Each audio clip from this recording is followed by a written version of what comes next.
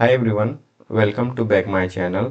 आज से मैं आप लोगों को मैथमेटिकल स्टैटिस्टिक्स का लेक्चर्स लेने वाला हूं, जिसके इनसाइड में मैं आप लोगों के साथ आज डिस्कस करने वाला हूं बेसिक प्रोबेबिलिटी और इससे रिलेटेड एडिशंस थ्योरम को। और ये लेक्चर्स काफ़ी इम्पोर्टेंट होने वाली है, क्योंकि ये एक क्रैश कोर्स की तरह से आप इसे ले सकते हो। इसमें सारे वो चीज़ें होंगी जो आपके एग्जाम्स के पॉइंट ऑफ व्यू से इम्पोर्टेंट होगी। तो एक तरह से आपका रिविजन्स भी हो जाएगा और आप अपने एग्जाम्स में एक अच्छे परफॉर्मेंस दे पाओगे। तो चलिए हम लोग लेक्चर्स स्टार्ट करते हैं। लेक्चर्स स्टार्ट करने से पहले मैं बता देता हूँ कि अगर आपने अभी तक मेरे चैनल को सब्सक्राइब नहीं किया हो तो ज़रूर आप मेरे चैनल को सब्सक्राइब कर लें और अपने दोस्तों के साथ भी शेयर कर दें, ताकि उनका भी रिविजन्स इन लेक्चर्स के थ्रू हो जाए। तो चलिए हम लोग बिना टाइम वेस्ट किए हुए हम लोग डायरेक्ट कॉन्सेप्ट पे आते हैं। हम लोग आज जो कॉन्सेप्ट्स पढ़ने वाले हैं वो बेसिक्स थ्योरी होगी, जैसे कि आप देख पा रहे होंगे एक्समेटिक थ्योरी ऑफ प्रोबेबिलिटी। और उसमें से जो हमारा फर्स्ट पॉइंट होता है एक्समेटिक थ्योरी में, वो होता है आउटकम्स। तो आउटकम्स हम लोग किसे बोलते हैं? तो कोई भी एक्सपेरिमेंट अगर हम लोग करते हैं या कोई भी एक्टिविटीज करते हैं, कोई काम करते हैं, तो उस काम का कोई ना कोई हमें एक रिजल्ट मिलता है। तो जो हमारे पास रिजल्ट मिलता है उसी रिजल्ट को हम लोग आउटकम बोलते हैं। जैसे कि आप डेफिनेशंस में देख पा रहे हो क्या बता रहा है कि the result of an experiment और an activity is called outcomes. ये हमारे पास डेफिनेशंस हो गई। अब हम लोग इस डेफिनेशंस को एक एग्जांपल से समझ लेते हैं। एग्जांपल क्या है कि अगर मेरे पास कोई एक डाइस है, तो अगर उसे हम लोग थ्रोन करते हैं, फेंकते हैं, तो उसका जो आउटपुट है वो आने का क्या पॉसिबिलिटी होती है? तो या तो फिर वो मेरे पास 1 आ जाएगा, 2 हो सकता है, 3 हो सकता है, 4 हो सकता है, 5 हो सकता है, और यहाँ हमारे पास 6 हो सकता है। तो इनमें से कोई भी एक आपके आने की पॉसिबिलिटी हो सकती है। तो यही हमारा आउटकम्स के अंदर काउंट हो जाएगा। जैसे कि आप यहाँ देख पा रहे हो क्या लिखा है, when a dice is throne any one of the number 1 2 3 4 5 और 6 will on the top face, thus we call 1 2 3 4 5 और 6 as an outcome of this experiment। तो ये हमारा आउटकम्स होता है। आउटकम्स के बाद अब हम लोग बात करते हैं सैंपल स्पेस की। तो सैंपल स्पेस एक्चुअली होता क्या है कि जो हमारे पास आउटकम्स होती है, उस आउटकम्स का अगर हम लोग एक सेट फॉर्म करें तो उसी सेट को हम लोग क्या बोलते हैं? सैंपल स्पेस बोलते हैं। जैसे कि जो इसके ऊपर एग्जाम्पल है, उस एग्जाम्पल से हम लोग समझ सकते हैं कि अगर मेरे पास एक डाइस है, इस डाइस को अगर हम लोग क्या करते हैं, थ्रोन करते हैं, तो मेरे पास या तो 1 आ जाए, 2 आ जाए, 3 आ सकता है, 4 आ सकता है, 5 आ सकता है और ये 6 आ सकता है। तो ये जो हमारे पास नंबर्स आ रहा है, अगर इसको हम लोग एज अ सेट के फॉर्मेट में लिखे, मान लेते हैं वो सेट हमारा एस है, तो इस सेट के अंदर क्या क्या आ सकता है? 1 आ सकता है, 2 आ सकता है, 3 आ सकता है, 4 आ सकता है एंड 5 हो सकता है और 6। तो ये टोटल 6 ही पॉसिबिलिटी हो सकती है डैश की टॉप फेसेस होने की। तो ये जो हमारे पास सेट एस बना, यही हमारा सैंपल स्पेस कहलाएगा। अब सैंपल स्पेस को हम लोग डिनोट जो है वो जनरली एस और ओमेगा से करते हैं। और इस सैंपल स्पेस की जो कार्डिनलिटी होती है, नंबर ऑफ द एलिमेंट होता है, उसे हम लोग एन एस से डिनोट करते हैं, जो कि आपको यहाँ देखने को मिल रहा होगा। अब जो अभी मैंने एग्जाम्पल्स को आपको समझाया, वही एग्जाम्पल्स मैंने यहाँ दो लिए हुए हैं। फर्स्ट एग्जाम्पल्स मेरे पास क्वाइन से रिलेटेड है, और क्वाइन क्या कह रहा है कि if we toss a coin, अगर हम लोग एक क्वाइन को टॉस करते हैं तो मेरे पास पॉसिबिलिटी या तो हेड आने की है या फिर टेल आने की है। तो जो हेड और टेल आने की पॉसिबिलिटी है, इसी को हम लोग क्या बोलते हैं? सैंपल स्पेस बोलेंगे। और इसमें आप देख पा रहे हो कि दो एलिमेंट है हमारे पास, H और T है। तो इसका अगर हम लोग कार्डिनलिटी ऑफ सैंपल स्पेस की बात करें तो यहाँ क्या हो जाएगा, 2 हो जाएगा। तो इस तरह से इस एग्जाम्पल्स को अभी आप देख पा रहे होंगे। तो ये 2 एग्जाम्पल्स मैंने लिया हुआ था सैंपल स्पेस से रिलेटेड। तो आई होप आप लोगों को आउटकम और सैंपल स्पेस दोनों क्लियर हो गए होंगे। तो चलिए नेक्स्ट हम लोग देखते हैं। तो नेक्स्ट हमारे पास सैंपल पॉइंट्स है। अब सैंपल पॉइंट्स क्या होता है, जैसे अभी हमने एक दिखाया हुआ है सैंपल स्पेस। सैंपल स्पेस क्या था मेरे पास, हेड और टेल, ये 2 हमारे पास आउटकम से मिल करके बना हुआ है एक सैंपल स्पेस है। अब इस सैंपल स्पेस की जो पॉइंट्स है वो पर्टिकुलर पॉइंट अगर हम लोग लेते हैं एच, तो ये जो एच है ये एक हमारा सैंपल पॉइंट के रूप में काउंट होगा, सैंपल पॉइंट। और इसी तरह से जो टी है वो भी हम लोग काउंट करेंगे सैंपल पॉइंट के रूप में। तो जो सैंपल स्पेस के इनसाइड में एलिमेंट होती है उस पर्टिकुलर एलिमेंट्स को हम लोग क्या बोलते हैं, सैंपल पॉइंट बोलते हैं। सिमिलरली नीचे जो है वो सैंपल स्पेस एक डाइस का है, तो इसमें से 1 2 3 4 5 और 6 यहाँ हो सकता है। तो ये सभी हमारे सैंपल पॉइंट के रूप में काउंट होते हैं। तो अभी हमने देख लिया हुआ आउटकम क्या होता है। आउटकम के बाद सैंपल स्पेस के बारे में जाना, सैंपल स्पेस के बाद सैंपल पॉइंट के बारे में हमने जाना। तो ये 3 चीज़ें आपस में क्या करती हैं, एक दूसरे से रिलेट करती हैं। सिमिलरली तीसरे के बाद जो हमारे पास नेक्स्ट आता है उसे हम लोग इवेंट बोलते हैं। तो आप यहाँ इवेंट को देख पा रहे होंगे कि इवेंट एक्चुअली क्या बता रहा है।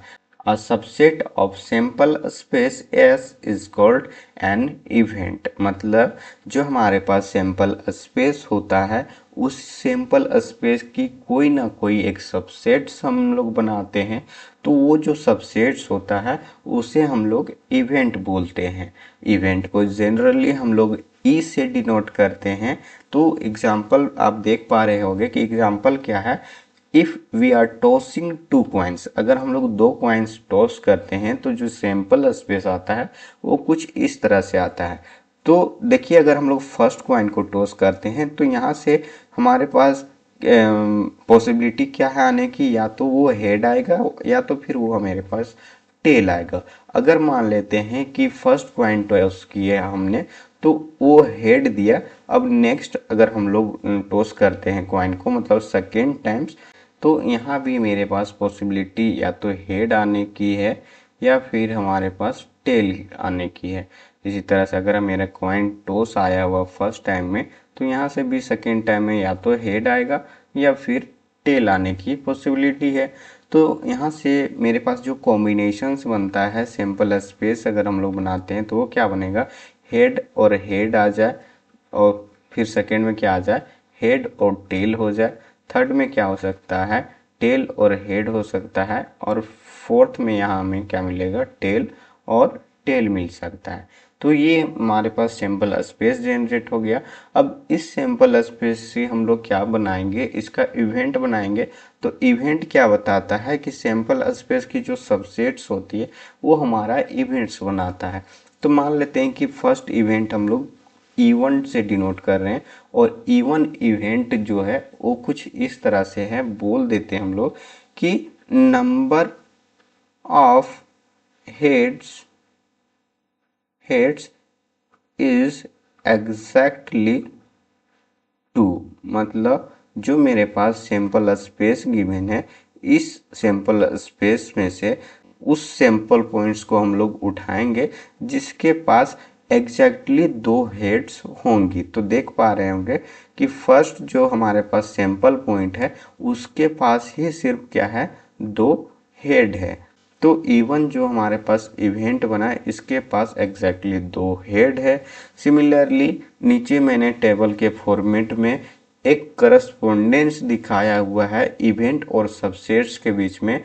तो यहाँ फर्स्ट पॉइंट में मैंने दिखाया हुआ है number of heads is exactly 2। मतलब कि जो अभी मैंने बताया कि जो हमारे पास 2 कॉइन अगर हम लोग टॉस करते हैं तो उससे जो सैंपल स्पेस जनरेट होता है उस सैंपल स्पेस में से अगर हम लोग इवेंट लेते हैं कि उसमें से एग्जैक्टली 2 ही हेड होना चाहिए, तो वो कुछ इस तरह से हमारे पास सबसेट्स को रिप्रेजेंट करता है। सिमिलरली अगर इसके पास एटलीस्ट वन हेड होना चाहिए तो आप देख पा रहे हो कि क्या हो सकता है, हेड हेड हो सकता है, हेड टेल या फिर टेल हेड हो सकता है। सिमिलरली थर्ड में इसी तरह से आप देख सकते हो। फोर्थ में क्या बोल रहा है, नंबर ऑफ टेल्स, यहाँ ये टेल्स है, थोड़ा प्रिंटिंग मिस्टेक है, तो number of tails is at most 2, मतलब ज़्यादा से ज़्यादा इसके पास क्या हो सकते हैं, 2 टेल हो सकता है। अगर उसके पास एक टेल है तब भी वो काउंट होगा, या फिर उसके पास कोई टेल नहीं है तब भी ये काउंट करेगा। तो देखिए यहाँ ये पूरे सैंपल स्पेस को जनरेट कर दे रहा है। ये जो मेरे पास इवेंट्स है वो सिमिलरली फिफ्थ पॉइंट में क्या है, number of head is more than 2, मतलब 2 से ज़्यादा मेरे पास क्या होना चाहिए, हेड होना चाहिए। लेकिन आप देख पा रहे हो सैंपल स्पेस में हमें कहीं भी 2 से ज़्यादा हेड नहीं मिल रहा है। तो इसलिए जो हमारे पास सबसेट E5 होगा उसके अंदर कोई भी सैंपल पॉइंट्स नहीं आएंगे। और अगर सैंपल पॉइंट्स नहीं आता है तो इसका मतलब ये है कि इसके पास कोई भी तो इसका मतलब ये है कि जो हमारे पास सबसेट्स बन रहा है E5 वो क्या होगा, एम्प्टी होगा। तो आई होप आप लोगों को इवेंट्स भी क्लियर हो गया होगा। तो चलिए देखते हैं कि नेक्स्ट क्या है।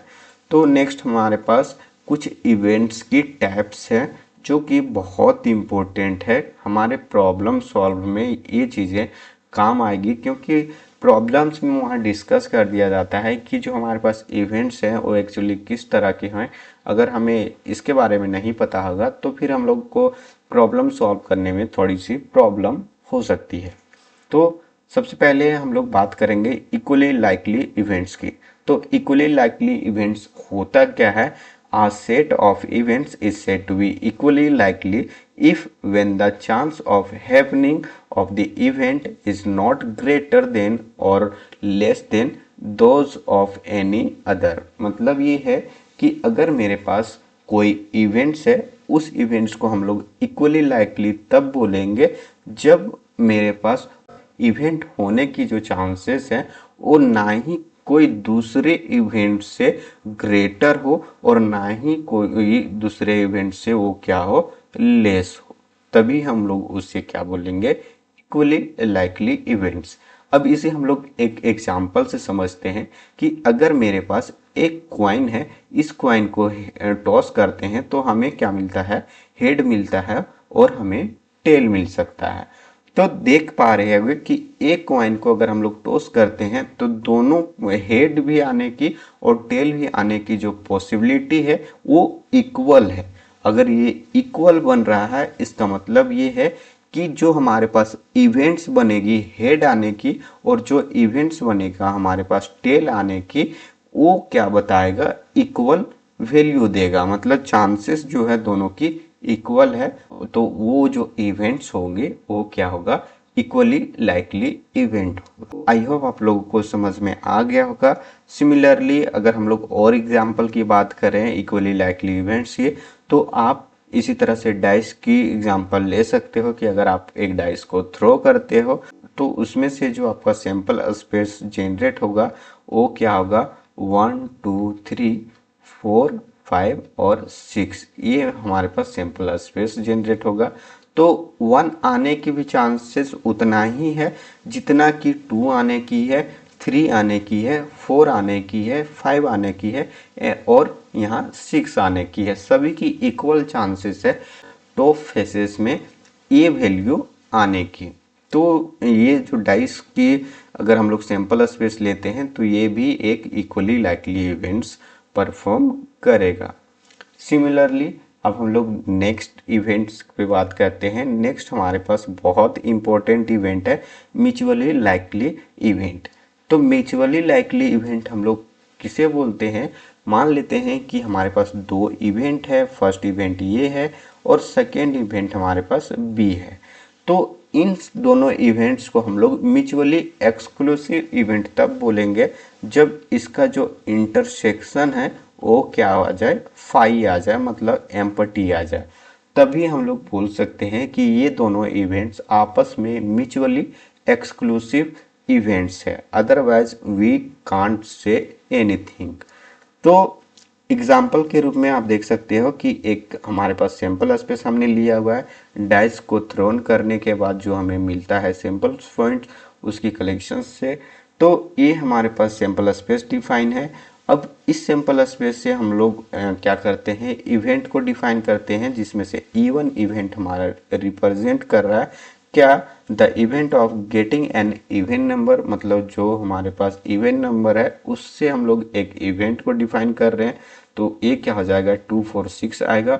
सिमिलरली E2 हम लोग डिफाइन करेंगे ओड नंबर्स की इवेंट को, तो यहाँ क्या देगा, 1 3 एंड 5 देगा।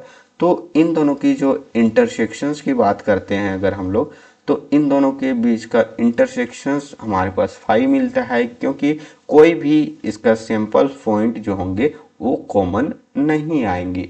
अगर नहीं आएगा इसका मतलब है कि इन दोनों का इंटरसेक्शंस 5 हो जाएगा। अगर इंटरसेक्शंस 5 हो रहा है तो इससे हम लोग को जो म्यूचुअली एक्सक्लूसिव इवेंट्स की कंडीशंस है उसे ये सेटिस्फाई कर रहा है। तो इस तरह से ये एग्जाम्पल हमारा सटीक है फॉर दिस इवेंट्स। तो नेक्स्ट हमारे पास एग्जॉस्टिक्स इवेंट्स है।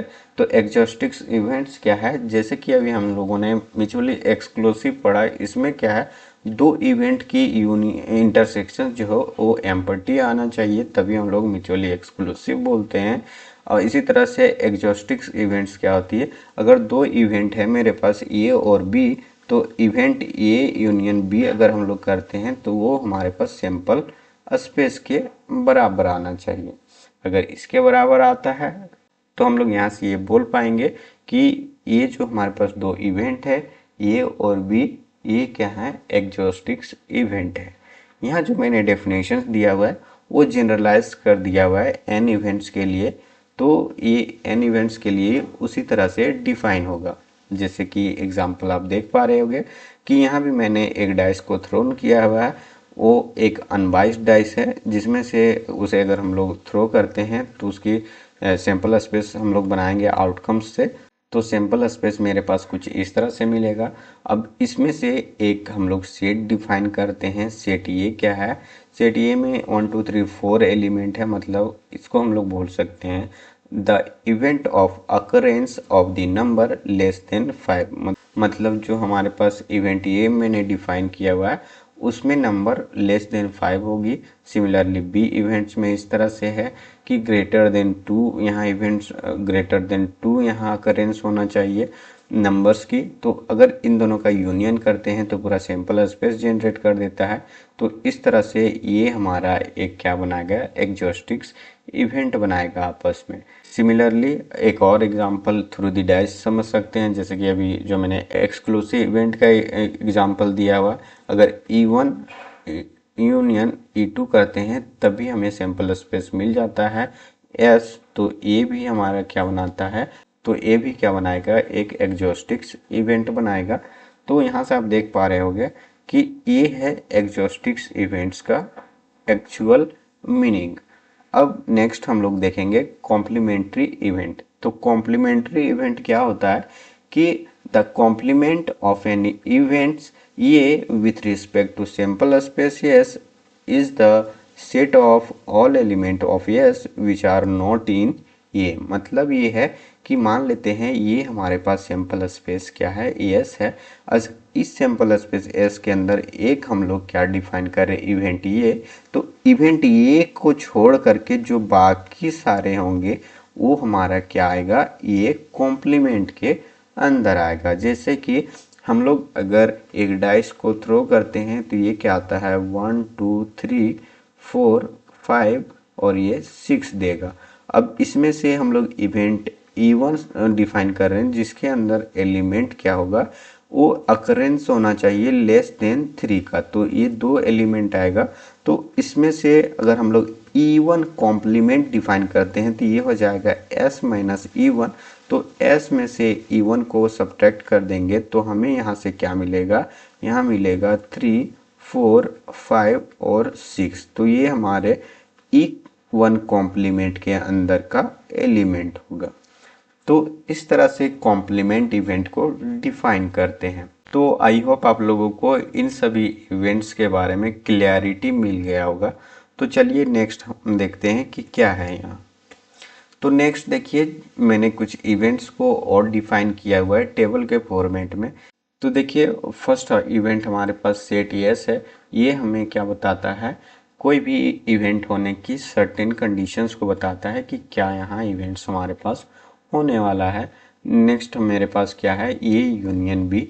तो ये यूनियन बी में हमारे पास क्या क्या होंगे, या तो हमारे पास इवेंट ए और बी हो सकता है, या फिर दोनों इवेंट्स अक्रेंस हो सकता है। जैसे कि ये मेरे पास क्या है, सैंपल स्पेस यस है, ये इवेंट ये है, और फिर ये इवेंट हमारे पास बी है। तो ये जो हमारे पास ए यूनियन बी होगा, ये पूरा का पूरा डिफाइन होगा जो एक दूसरे से अटैच्ड है। तो ये हमारे पास ए यूनियन बी को डिफाइन करता है। सिमिलरली अगर हम लोग ए इंटरसेक्शंस बी की बात करें, तो ये मेरे पास आ गया इवेंट ए और ये इवेंट बी। तो ये जो कॉमन शेडेड पोर्शन है, यही हमारा क्या डिफाइन करेगा, ये इंटरसेक्शंस बी को डिफाइन करेगा। सिमिलरली अभी हम लोगों ने ए कॉम्प्लीमेंट देख लिया हुआ कि ए कॉम्प्लीमेंट क्या होता है। तो ये ए कॉम्प्लीमेंट है, और ये इंटरसेक्शंस बी कॉम्प्लीमेंट की बात करें अगर हम लोग, तो देखिए ये मेरे पास क्या है, सैंपल स्पेस एस है, ये मेरे पास ए सेट है, और ये हमारे पास बी है। ये मेरे पास हमें पता चला ये इंटरसेक्शंस बी है, और ये मेरे पास क्या है, आप देख पा रहे हो कि ये जो बचा हुआ सेट है, इसमें से क्या है मेरे पास, तो ये मेरे पास बी में से हम लोगों ने किसे रिमूव कर दिया हुआ है, ये बी में से ए को बी में से हम लोग ए को निकाल दिए हुए हैं। तो ये हमारा बी इंटरसेक्शंस ए कॉम्प्लीमेंट है, और ये क्या है, ए इंटरसेक्शंस बी कॉम्प्लीमेंट है। तो ये इस तरह से हम लोग इसे डिफाइन करते हैं। नेक्स्ट मेरे पास इम्पॉसिबल सेट, जिसे हम लोग फाई से डिनोट करते हैं, और इसी तरह से अगर दो सेट्स हमारा म्यूचुअली एक्सक्लूसिव हो, तो उसके बीच का इंटरसेक्शंस जो होगा वो फाई होगा। तो ये इस तरह से टेबल्स में मैंने कुछ और इवेंट्स को दिखाने की कोशिश किया हुआ है। तो आई होप आप लोगों को ये चीज़ें दिख रही होगी और समझ में आ रहा होगा। तो ये कुछ बेसिक सी डेफिनेशंस है। प्रोबेबिलिटी को पढ़ने से पहले इन सभी डेफिनेशंस और जो हमारे पास चाहे वो आउटकम हो जाए, sample space, sample point and many other events की बात करें, तो ये चीज़ें हमें जानना ज़रूरी था। क्योंकि अभी अगर हम लोग प्रोबेबिलिटी की डेफिनेशंस देखेंगे, तो वो चीज़ें क्या आएंगी, उस डेफिनेशंस में इंक्लूड आएगी। तो अगर आप यहाँ डायरेक्टली प्रोबेबिलिटी की डेफिनेशन से स्टार्ट करते हो, तो आपके लिए ये चीज़ें थोड़ी सी प्रॉब्लम क्रिएट कर सकती हैं। तो देखिए, प्रोबेबिलिटी अब हम लोग यहाँ से स्टार्ट करते हैं कि प्रोबेबिलिटी आखिर होता क्या है। तो बेसिक से अगर हम लोग बात करते हैं, तो प्रोबेबिलिटी क्या होता है, किसी भी इवेंट्स होने की जो कंडीशंस है, उससे हम लोग फाइंड करते हैं कि कोई भी अगर मेरे पास इवेंट्स है, तो उस इवेंट्स के होने की पॉसिबिलिटी क्या हो सकता है और कितना हो सकता है, ये चीज़ें के बारे में हमें पता करना होता है। तो देखिए, डेफिनेशंस क्या है, डेफिनेशंस ये है, if there is an exhaustive mutually exclusive and equally likely outcomes of an event E and R of them happening are favorable to the happening of the event A, then the probability of the happening of E is given by। तो यहाँ से आप simply तौर पे समझ सकते हो कि अगर E मेरे पास इवेंट्स है, इस इवेंट होने की प्रोबेबिलिटी को अगर हम लोगों को फाइंड करना है, तो वो क्या होगा, यहाँ नंबर ऑफ एग्जॉस्टिक्स केसेस, जिसे हम लोग सैंपल स्पेस से डिनोट करते हैं, क्योंकि हम लोग जानते हैं जितने भी इवेंट्स होंगे उन सभी इवेंट्स की यूनियन करेंगे तो वो हमें सैंपल स्पेस दे देगा। तो सैंपल स्पेस की कार्डिनैलिटी लिखेंगे, और यहाँ न्यूमरेटर्स में जो हमारे पास टर्म्स आएगा, वो उस इवेंट्स की होने की कार्डिनैलिटी बताएगा कि जो हमारे पास इवेंट्स हो रही है, उस इवेंट्स के कितने पॉसिबल पॉइंट्स हो सकते हैं। तो यहाँ से नंबर ऑफ फेवरेबल केसेस को हम लोग यहाँ n ऑफ ई से डिनोट करेंगे और मान लेते हैं एन ऑफ ई की वैल्यू आर है और एन ऑफ एस की वैल्यू हमारे पास एन मिलता है, तो ये हमारे पास आर अपॉन एन क्या बन जाएगा, प्रोबेबिलिटी ऑफ ई की वैल्यू बन जाएगा। तो आई होप डेफिनेशन समझ में आया होगा और इसे हम लोग और भी अच्छे से क्लियर करेंगे किसके थ्रू, एग्जाम्पल के थ्रू। तो अभी भी कुछ टाइम पहले हमने आपको बताया हुआ था कि अगर हम लोग दो क्वाइन को क्या करते हैं, टॉस करते हैं, तो हमारे पास जो सैंपल स्पेस मिलता है वो क्या मिलता है, H H H T T H और यहाँ टी टी मिलेगा। ये हमारे पास सैंपल स्पेस हो गया। अब हम लोग एक इवेंट डिफाइन करते हैं ई, तो ये इवेंट हम लोग क्या डिफाइन करेंगे, तो इसमें इवेंट्स जो होगा वो एटलीस्ट वन टेल होना चाहिए। तो एटलीस्ट वन टेल कौन कौन सा सैंपल पॉइंट्स में है, तो ये हमारे पास हेड टेल और टेल हेड और फिर यहाँ क्या है, टेल टेल। तो ये हमारे पास इवेंट्स का एलिमेंट्स बन जाएगा और इसकी कार्डिनैलिटी की बात करें तो ये हमारे पास 3 मिल जाता है। अब प्रोबेबिलिटी ऑफ ई डिफाइन कर देते हैं, तो probability of E is equal to क्या मिलेगा, नंबर ऑफ एग्जॉस्टिक केसेस जो हमारे पास सैंपल स्पेस बनेगा और ऊपर क्या हो जाएगा, नंबर ऑफ फेवरेबल केसेस जो कि हमारे पास इवेंट्स है उसकी वैल्यू को बताएगा। तो कार्डिनैलिटी ऑफ फेवरेबल केसेस क्या आ जाएगा, 3 आ जाएगा और नंबर ऑफ एग्जॉस्टिक्स इवेंट्स क्या हमारे पास बन रहा है, तो इसके पास टोटल 4 एलिमेंट है। तो प्रोबेबिलिटी ऑफ ई होने की क्या है वैल्यू, तो ये है 3/4 है। तो इस तरह से हम लोग प्रोबेबिलिटी फाइंड कर सकते हैं। और एक चीज़ और ध्यान में रखने वाली बात है कि ये जो प्रोबेबिलिटी की डेफिनेशंस है ये अप्लीकेबल है only for the finite sample space के लिए। अगर मेरे पास सैंपल स्पेस फाइनाइट है तभी हम लोग इस डेफिनेशंस को अप्लाई कर पाएंगे। जनरली हम लोग प्रोबेबिलिटी मैक्सिमम केसेस में हम लोग फाइनाइट सैंपल स्पेस का ही पढ़ते हैं, तो ये हम लोग कंसीडर कर लेते हैं कि ओवरऑल ये सभी के लिए ट्रू है। तो ये है प्रोबेबिलिटी की डेफिनेशंस। आई होप आप लोगों को इसका डेफिनेशंस पूरे अच्छे तरीके से क्लियर हो गया होगा। नेक्स्ट कुछ रिजल्ट्स हैं इससे रिलेटेड। तो कोई भी अगर इवेंट्स ई है, ई इवेंट्स की प्रोबेबिलिटी जो होगी वो कुछ सर्टेन कंडीशंस को सेटिस्फाई करेगा। मतलब क्या है कि अगर प्रोबेबिलिटी ऑफ ई है तो इसकी जो वैल्यू है वो क्लोज इंटरवल 0 से 1 के बीच का ही होगा। इसके अलावा इसकी वैल्यू इससे ज़्यादा एक्सीड नहीं कर सकता है। तो ये कंडीशंस हमारा फर्स्ट कंडीशंस है। सेकंड कंडीशंस ये है कि जो हमारे पास सैंपल स्पेस होता है इस सैंपल स्पेस की प्रोबेबिलिटी क्या होता है, 1 होता है। सिमिलरली अगर हमारे पास क्या है, infinite numbers of mutually exclusive events है, तो इस सभी इवेंट्स की अगर हम लोग यूनियन करते हैं तो इसकी यूनियन की जो प्रोबेबिलिटी होता है वो क्या होता है, sum of the probability of events होती है। मतलब जो भी इवेंट्स है इन इवेंट्स की प्रोबेबिलिटी के सम के बराबर आता है। तो ये 3 कंडीशंस हमारा क्या आता है, कोई भी इवेंट्स की प्रोबेबिलिटी अगर हो रहा है हम लोग डिफाइन करते हैं तो ये 3 कंडीशंस वो सेटिस्फाई करेगा। तो नेक्स्ट हमारे पास कुछ थ्योरम्स है। सबसे पहले थ्योरम देख लेते हैं कि जो हमारे पास श्योर इवेंट है कि ये इवेंट हमारे पास होंगी ही होंगी, तो उसकी प्रोबेबिलिटी होने की वैल्यू क्या है, इक्वल टू 1 के इक्वल आता है। मतलब पूरे सैंपल स्पेस एस जो है मेरे पास उसके प्रोबेबिलिटी होने की वैल्यू हमें 1 मिलता है। सिमिलरली इम्पॉसिबल इवेंट जो कि पॉसिबल इवेंट्स नहीं है उसकी प्रोबेबिलिटी हमें 0 मिलती है। और एक और थ्योरम है हमारे पास कि probability of A plus probability of A complement equal to क्या आता है, 1 आता है ये वैल्यू। इसे हम लोग क्या करेंगे, प्रूव कर सकते हैं। तो अगर आप चाहे तो मैं प्रूव कर देता हूँ, अदरवाइज आप इसे देख सकते हो या आपको पता भी होगा। तो ये मेरे पास बहुत इंपॉर्टेंट इक्वालिटी है तो इसे आपको ध्यान में रखना चाहिए। नेक्स्ट देखिए क्या है कि जो प्रोबेबिलिटी ऑफ ये है इसके वैल्यू अभी हम लोगों ने पढ़ा हुआ है पर कंडीशंस में कि ये क्या होगा, 0 और 1 के बीच का होगा।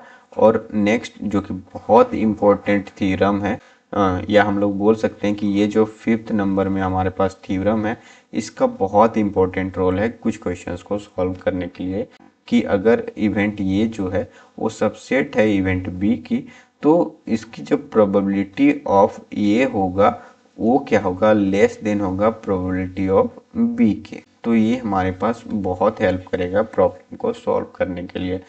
अब इसे अगर एक बार हम लोग देख लेते हैं कि ये इवेंट्स जो है वो सबसेट है इवेंट बी का, तो इससे यहाँ क्या इम्प्लाइज करेगा कि जो इवेंट ये की कार्डिनैलिटी होगी वो क्या होगी, लेस होगी किससे, इवेंट बी की कार्डिनैलिटी से।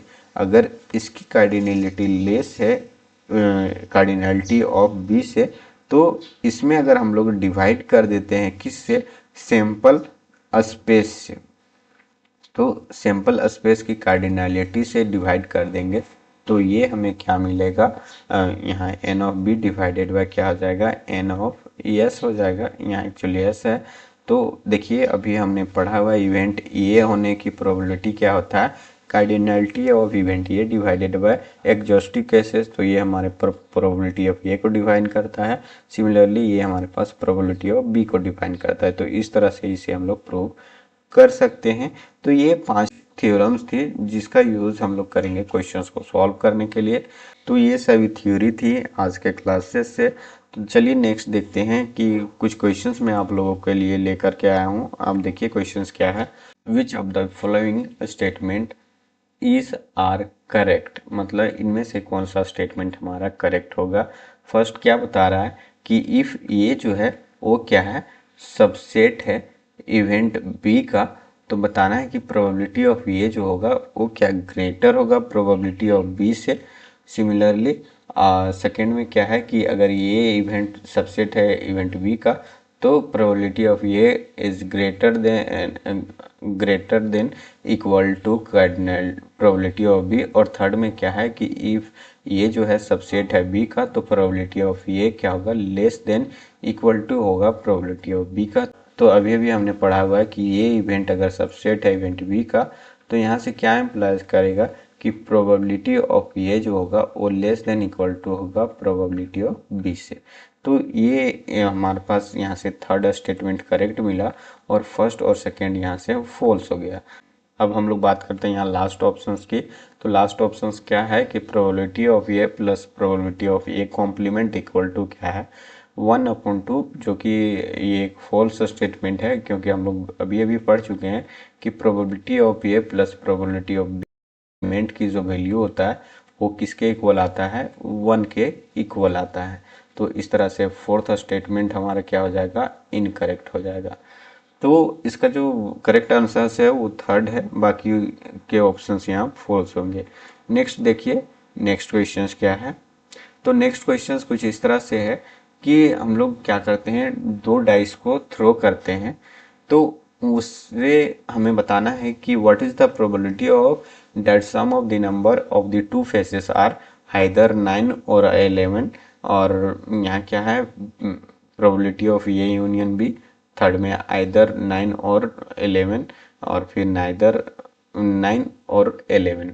मतलब क्या है कि जहाँ भी और का कंडीशंस आता है तो ये वो यूनियन को डिफाइन करेगा। तो यहाँ क्या बताना है, प्रोबेबिलिटी ऑफ 9 यूनियन 11 की जो वैल्यू है वो फर्स्ट में बता रहा है कि ये होना चाहिए। सेकेंड थर्ड में क्या बता रहा है कि 1/6 होना चाहिए। और यहाँ इसके कॉम्प्लीमेंट के ऊपर ले जाएंगे हम लोग, क्या प्रोबेबिलिटी ऑफ 9 यूनियन 11 की जो कॉम्प्लीमेंट होंगी वो क्या 5/6 आ रहा है। तो अभी हम लोग चेक करेंगे। तो देखिए अगर हम लोग डाइस थ्रो कर रहे हैं तो हम लोग जानते हैं सैंपल स्पेस क्या होने वाला है। जैसे कि आप एक अगर डाइस हम लोग थ्रो करते हैं तो उसका सैंपल स्पेस क्या होता है, 1 2 3 4 5 और ये 6 होता है। अब इसको हम लोग 2 टाइम्स से मल्टीप्लाई कर देंगे तो यहाँ से हमें क्या मिलेगा, एक ऑर्डर पेयर मिलेगा कुछ इस तरह से 1 1 1 2 और यहाँ से इसी तरह से 1 3 1 4 1 5 1 6 मिल जाएगा। इसी तरह से नेक्स्ट हमें क्या मिल जाएगा, यहाँ 2 1 और लास्ट में हमें क्या मिल जाएगा 6 1 और 6 2 एंड सो ऑन, यहाँ हमें 6 6 मिलेगा। तो ये हमारे पास सैंपल स्पेस मिलेगा दो डाइस थ्रो करने की। तो total cardinality of set S की जो हो जाएगा वैल्यू, वो क्या आ जाएगा 36 आ जाएगा। मतलब यहाँ अगर हम लोग सम करते हैं दो डाइस थ्रो करने की आउटकम्स को, तो यहाँ से आप देख पा रहे होगा कि जो इसके अंदर एलिमेंट आएगा वो क्या आएगा, वो हमारे पास यहाँ मिल जाएगा 3,6 मिल जाएगा। फिर यहाँ हमें मिल जाएगा 4,5 मिल जाएगा और फिर 5,4 मिलेगा और यहाँ 6,3 मिलेगा। तो ये टोटल 4 एलिमेंट्स आएंगे इसके अंदर। और फिर यहाँ से आप देख पा रहे होंगे 11 की बात करें तो 11 में हमें 6,5 मिलेगा और एक 5,6 मिलेगा। तो ये दो हमारे पास मिलेंगे। अब इसका यूनियन करना है, तो यूनियन करने के बाद ये सभी इसके अंदर आ जाएगा। मतलब अगर 9 यूनियन 11 करते हैं तो इसके अंदर क्या आ जाएगा 3,6। तो ये क्या आ जाएगा 3,6 और यहाँ 4,5 और यहाँ 5,4 और यहाँ 6,3 और नेक्स्ट क्या हमारे पास मिल जाएगा, फिर नेक्स्ट मेरे पास मिल जाएगा 6,5 और यहाँ 5,6। तो टोटल कार्डिनैलिटी की बात करें कि कार्डिनैलिटी ऑफ 9 यूनियन 11 जो होगा वो 6 होगा। और अब इसकी प्रोबेबिलिटी की बात करें तो प्रोबेबिलिटी ऑफ 9 यूनियन 11 होगा, वो क्या होगा number cardinality of 9 union 11 divided by cardinality of sample space. तो यहाँ क्या आ रहा है 6 डिवाइडेड बाय 36, मतलब इसका वैल्यू 1/6 मिल रहा है। तो आप देख पा रहे होंगे कि ऑप्शन सी में मेरे पास डिफाइन है, तो यहाँ से ऑप्शन सी हमारा करेक्ट हो जाएगा और ऑप्शन सी ये फॉल्स हो जाएगा। और इसकी कॉम्प्लीमेंट की बात करें तो 1 माइनस 1/6 हो जाएगी वैल्यू, तो 5/6 ये वैल्यू आ जाएगा। तो ऑप्शन डी भी हमारा करेक्ट हो जाएगा। अब 9 यूनियन 8 करना है, तो 9 की वैल्यू तो हमें पता है कि क्या आ रहा है 8 में हम लोग। अब 8 की वैल्यू हम लोग निकाल लेते हैं। 8 की वैल्यू निकालेंगे तो 8 होने की वैल्यू मेरे पास कुछ इस तरह से मिलेगा 2,6 मिल जाएगा और फिर हमारे पास क्या मिल जाएगा 3,5 मिल जाएगा और यहाँ 4,4 मिलेगा और 5,3 मिलेगा और लास्ट हमारे पास 6,2 मिलेगा। मतलब टोटल 5 वैल्यू आ रहा है। और यहाँ मेरे पास 9 होने की वैल्यू यहाँ कितना है, यहाँ भी मेरे पास 4 है और यहाँ 5 है, तो टोटल 9 आ जाएगा। मतलब 9 यूनियन 8 की जो प्रोबेबिलिटी आएगी वो क्या आ जाएगा 9 डिवाइडेड बाई 36 इजक्वल टू 1/4। तो बी ऑप्शन हमारा फॉल्स हो गया। तो जो करेक्ट ऑप्शन है वो सी और डी मिलेगा हमें। एक्चुअली एग्जाम्स में आपके एक ही ऑप्शंस करेक्ट वाली क्वेश्चंस आएंगे, लेकिन प्रैक्टिस आपको सभी करना है कि सभी ऑप्शंस को हम लोग कैसे सॉल्व कर पाएँ। तो आई होप आप लोग को समझ में आ गया होगा कि प्रोबेबिलिटी से रिलेटेड, बेसिक प्रोबेबिलिटी की डेफिनेशन से रिलेटेड हम लोग क्वेश्चंस को कैसे सॉल्व करते हैं। अगर आप लोगों को कोई क्वेरी रहती है तो आप इस कॉन्टैक्ट नंबर पे आप हमें व्हाट्सएप में मैसेज कर सकते हो और अपनी क्वेरी पूछ सकते हो। कोई भी प्रॉब्लम हो तो आप बेहिचक आप मुझसे बातें कर सकते हो, सोचना ना पड़े। तो आई होप आप लोगों को आज की क्लास समझ में आ गया होगा। तो चलिए आज का क्लास हम लोग यहीं समाप्त करते हैं। आई होप आप लोगों को आज का सेशन पसंद आया होगा। अगर पसंद आया हो तो अपने दोस्तों के साथ शेयर ज़रूर करें और उन्हें भी मेरे क्लासेस को फॉलो करने के लिए ज़रूर बोलें। ये लेक्चर्स आपके जेट के साथ साथ बहुत सारे कॉम्पिटिटिव एग्ज़ाम्स हैं जिसके लिए ये बेनिफिशियल हो सकता है आपके लिए, अगर आप इसे अच्छे से पढ़े तो thank you so much for watching this video. Bye bye, take care.